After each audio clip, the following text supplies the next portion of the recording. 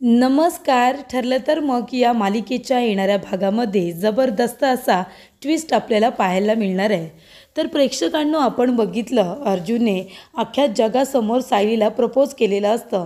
तिच्यासाठी त्याने अंगठीसुद्धा आणलेली असते.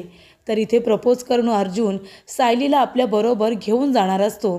हे सगळं प्लॅनिंग जरी त्याने केलं असलं तरीसुद्धा अर्जुनला त्याच्या प्रपोजलचं उत्तर काही मिळत नाही. कारण सायली ते उत्तर त्याला देत नाही. ती डिरेक्टली कोल्हापूरच्या गाडीमध्ये जाऊन बसते आणि एस टी कुर्ला स्टेशनमधून बाहेर पडते.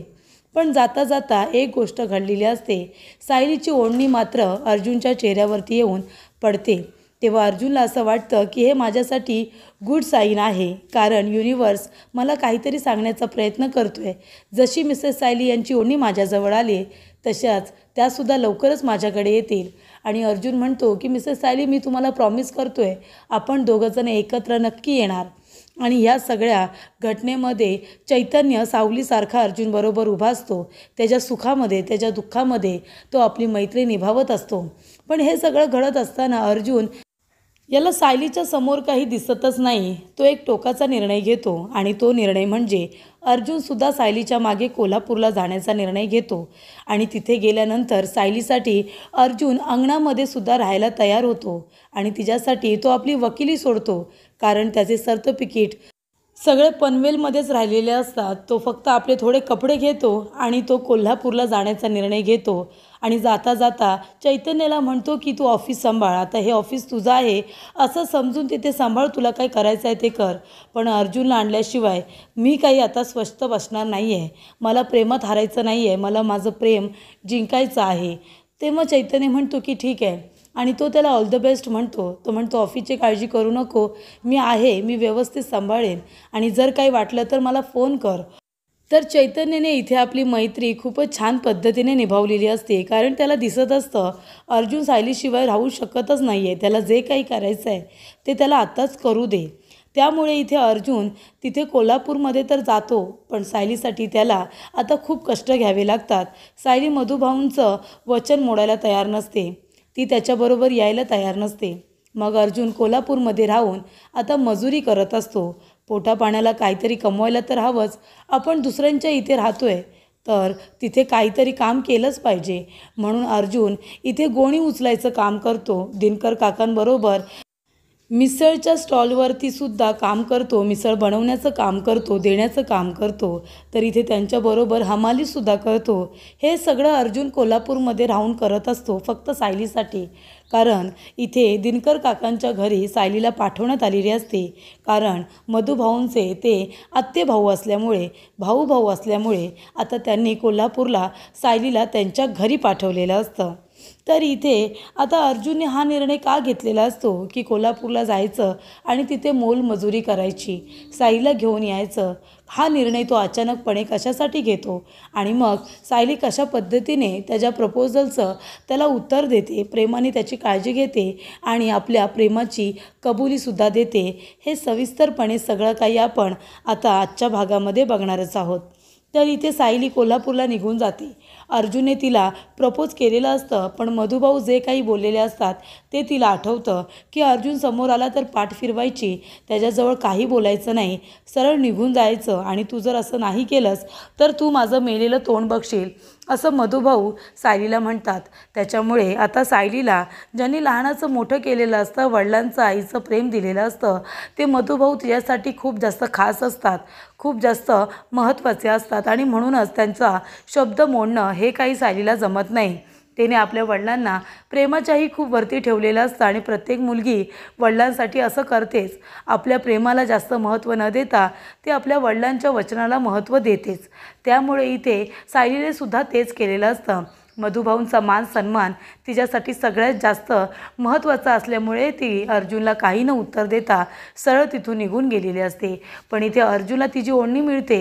अर्जुन म्हणतो की मला माहिती आहे मिसेस सायली आणि मी आम्ही दोघेजणं लवकरच एकत्र येऊ आणि त्यासाठीच ती प्रयत्न करत असते.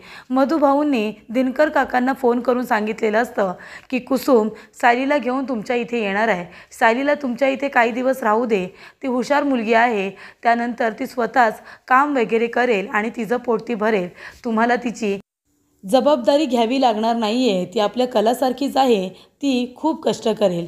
तेव्हा दिनकर काका म्हणतात की असं काय बोलतोयस मधुकर, अरे ती माझीसुद्धा मुलगी म्हणूनच या घरामध्ये राहील. तिने नाही काम केलं ना तरीसुद्धा चालेल. माझ्या घरामध्ये जे काही चटणी मीठ असेल ती आमच्याबरोबर ते सुद्धा खाईल. तेव्हा तू तिची अजिबात काळजी करू नको. मधुभाऊंनी दिनकर काकांना फोन करून सांगितलेलं असतं की सायली येणार आहे, तिची व्यवस्थित काळजी घ्या, तिला थोडे दिवस सांभाळा. आणि जे काही घडलेलं असतं ते सुद्धा त्या लोकांना सांगितलेलं असतं. त्यामुळे संगीतसुद्धा आता चांदेकरांकडून घरी आलेली असते, जेणेकरून सायली आल्यानंतर तिच्याजवळ थोडे दिवस राहता येईल.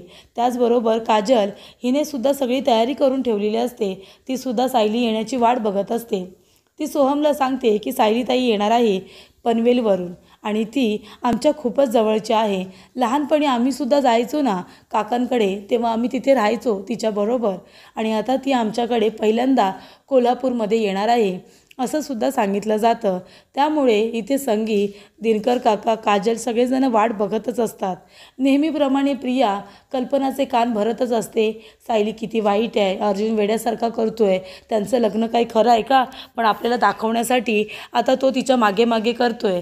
ते काही एकमेकांवरती प्रेम वगैरे करत नाही, पण आता त्याच्यावरती सुद्धा सगळेजण रागवलोय ना, म्हणून आपली बाजू सेफ करण्यासाठी तो हे नाटक करतोय असं प्रिया आता सगळ्यांचे कान भरत असते. पण अर्जुनचं ठरलेलं असतं. अर्जुन म्हणतो की आम्ही खोटं बोललेलो नाही आहे, फक्त सत्य त्यांच्यापासून काही दिवस लपून ठेवलं जेणेकरून त्यांना त्रास होऊ नये म्हणून. आणि ते कागदपत्र एवढे महत्त्वाचे उरलेले नसतात त्यांच्या दृष्टिकोनातून, कारण ते दोघंजण एकमेकांवरती इतकं प्रेम करत असतात की दोघे एकमेकांपासून वेगळं जाण्यासाठी विचारसुद्धा करू शकत नसतात. त्यामुळे त्यांना वाटतं की एकदा का प्रेमाची कबुली दिली की आम्ही दोघेजण कायमचे एकत्र राहू आणि मग हे कॉन्ट्रॅक्ट मॅरेजचे जे पेपर आहेत ते आम्ही फाडून टाकू असा विचार अर्जुनने करून ठेवलेला असतो. पण त्याआधीच प्रियाने सगळं काही उद्ध्वस्त करून टाकलेलं असतं. पण इथे अर्जुन चैतन्याला म्हणतो की मी कोल्हापूरला जातो आहे सायलीला आणायला, तिला आणण्यासाठी वाटेल ते करायला लागलं तरीसुद्धा चालेल. आणि ऑफिसची चावी देतो आणि म्हणतो हे ऑफिस तुझंसुद्धा आहे आणि तुला हे ऑफिस आता व्यवस्थित सांभाळायचं आहे. माझी वाट बघू नकोस, ज्या काही अपॉइंटमेंट आहेत, जे काही काम आहे तू सगळं बघशील मला माहिती आहे. पण जर काही वाटलं तर फोन कर, पण आता मला माझ्या सायलीकडे जायचं आहे. हे लोक आम्ही जरा काही खोटं बोललो तर सगळेजण चांगले केलेलं विसरले, सगळेजण सायलीचा रागराग करतायत. अरे पण तिने जे काही चांगलं केलं त्याचा तुम्ही विचारच करत नाही असं अर्जुन म्हणतो. तेव्हा मी जातो, सायलीला घेऊन येतो पनवेलमध्ये, आम्ही दोघेजण वेगळे राहू. तेव्हा अर्जुन आता मधुभाऊंकडे जातो, त्यांच्या हातापाया पडतो, त्यांना रिक्वेस्ट करतो आणि म्हणतो की सायलीचा पत्ता द्या, प्लीज सायलीचा पत्ता द्या, मला तिच्याकडे जायचं आहे, मला तिला भेटायचं आहे, तिला बघायचं आहे. तुम्हाला जरी कितीही वाटत असलं की आमचं एकमेकांवरती प्रेम नाही आहे तरीसुद्धा मी तुम्हाला इथे देवाची शपथ घेऊन सांगतो, माझी स्वतःची, हवं तर शपथ घेऊन सांगतो, पण मी सायलीशिवाय नाही राहू शकत, मी मरून जाईन. मधुभाऊ प्लीज तुम्ही माझ्या बोलण्यावरती विश्वास ठेवा. ही बघा, ही अंगठी, ज्या दिवशी हा सगळा तमाशा केला त्या प्रियाने, त्या दिवशी मी सायलीला प्रपोज करणार होतो आणि ही अंगठी मी तिच्यासाठी घेतली होती. हे सगळं खोटं नाही आहे मधुभाऊ. तेव्हा कुसुमताई म्हणत असते की मधुभाऊ, अर्जुन जे काही बोलतोय ते सगळं खरं आहे. मी माझ्या डोळ्याने बघितले, अर्जुनने सगळ्यांसमोर सायलीला प्रपोज केलं होतं आणि आपल्या प्रेमाची कबुली दिली होती. पण तुम्हाला दिलेलं वचन मोडता येऊ नये म्हणून सायलीने साधं त्याच्याकडे मागे वळूनसुद्धा बघितलं नाही. ती हवी तेवढी रडली आणि सरळ गाडीमध्ये जाऊन बसली. तिची अवस्थासुद्धा खूपच जास्त वाईट आहे. ती फक्त तिकडे राहते, ती फक्त जिवंत असं वाटतंय, पण आतून ती पूर्णपणे मेली आहे. ती काही खात नाही, पित नाही. अर्जुनला तिथे जाऊ द्या, प्लीज तुम्ही तिथला पत्ता द्या. तेव्हा मधुभाऊंना अर्जुनच्या डोळ्यामधले अश्रू दिसतात आणि त्यांना कळतं की अर्जुनचं प्रेम खरं आहे आणि म्हणून ते दिनकर काकांच्या घरचा ॲड्रेस आता अर्जुनला देतात आणि अर्जुन धावत पळत तो ॲड्रेस घेऊन कोल्हापूरला रवाना होतो. कोल्हापूरला गेल्यानंतर त्या ॲड्रेसवरती तो पोहोचतो आणि अंगणामध्ये उभा राहिलेला असतो आणि मिसेस सायली अशी हाक मारतो. तेव्हा काजल म्हणते की मिसेस सायली, कोण आले बाहेर? तेव्हा सायली म्हणते की अर्जुन सर, माझे अर्जुन सर आलेले आहेत. आणि ती तिथेच बसून राहते, कारण मधुभाऊंना दिलेलं वचन तिला मोडायचं नसतं. तेव्हा सायलीला काजल म्हणत असते की ताई, अगं बाहेर जाऊन भेट ना त्यांना, मी जिजूंना पाणी देते. तेव्हा ती म्हणते की जिजू या ना, आतमध्ये या. अर्जुन म्हणतो की नाही, मी आतमध्ये येणार नाही आहे, मी बाहेरच थांबतो, तुम्ही प्लीज सायलीला बोलवा ना, मला तिला भेटायचं आहे, तिच्याशी बोलायचं आहे, त्यासाठी मी पनवेलवरून आलो आहे. तेव्हा इथे काजल, संगी, दिनकर काका सगळे सायलीला समजवत असतात. सायली म्हणते की नाही, मधुभाऊंना दिलेलं वचन मी काही मोडणार नाही आहे. तेव्हा अर्जुन म्हणतो की ठीक आहे, मी सुद्धा आता इथून जाणार नाही आहे, मी मधुभाऊंची परवानगी घेऊनच इथे आलो आहे. तेव्हा इथे सायली म्हणते की मला नाही जायचं आहे, मधुभाऊ अजून माझ्याजवळ काहीही बोललेले नाही आहे. तेव्हा इथे अर्जुन म्हणतो की ठीक आहे, जोपर्यंत तुम्ही बाहेर येत नाही तोपर्यंत मी सुद्धा आतमध्ये येणार नाही आहे. तेव्हा इथे अर्जुन आता अंगणामध्येच राहत असतो. दिनकर काका त्यांची सगळी सोय करत असतात. काजलसुद्धा अगदी व्यवस्थित काळजी घेत असते दोघांची सुद्धा. तेव्हा काहीतरी काम तर केलं पाहिजे. अर्जुन आपले कार्ड्स वगैरे सगळे घरीच विसरलेले असतो घाईघाईमध्ये. तेव्हा अर्जुन दिनकर काकांना म्हणतो की तुम्ही कुठे जात आहे. तेव्हा दिनकर काका म्हणतात की माझं मिसळीचं स्टॉल आहे, मी तिथे जातो आहे. तेव्हा अर्जुनसुद्धा तिथे जातो. त्यांच्याबरोबर मिसळीच्या स्टॉलवरती काम करतो, सगळ्यांना मिसळ देत असतो, पैसे घेत असतो, भांडी घासत असतो. तेव्हा दिनकर काका म्हणतात हे सगळं करू नका, याची खरंच काही गरज नाही आहे, तुम्ही जावई बापू आहात. तरीसुद्धा अर्जुन म्हणतो की नाही, मला काम करू द्या. आणि इथे अर्जुन कष्ट करत असतो जेणेकरून सायलीला अजून त्याच्या प्रेमाची जाणीव व्हावी. आणि इथे अर्जुन हमाली वगैरे करत असतो, खूप काम करतो तो कोल्हापूरमध्ये. सायलीचा राग घालवण्याचा खूप प्रयत्न करत असतो. तेव्हा इथे अर्जुन म्हणतो की सायली ही माझी जबाबदारी आहे, तुमच्या इथे राहत असली तरीसुद्धा मी माझी जबाबदारी पूर्ण करणार. तेव्हा इथे मधुभाऊ सायलीला फोन करतात आणि सांगतात की तू मला जे वचन दिलेलं आहेस त्या वचनातून मी तुला मुक्त करतो आहे. तेव्हा सायलीला खूप आनंद होतो.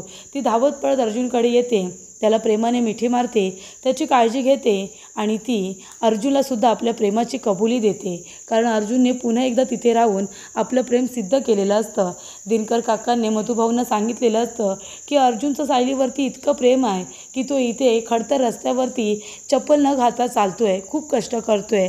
आणि जेव्हा हे मधुभाऊंना कळतं तेव्हा मधुभाऊ वचनातून सायलीला मुक्त करतात.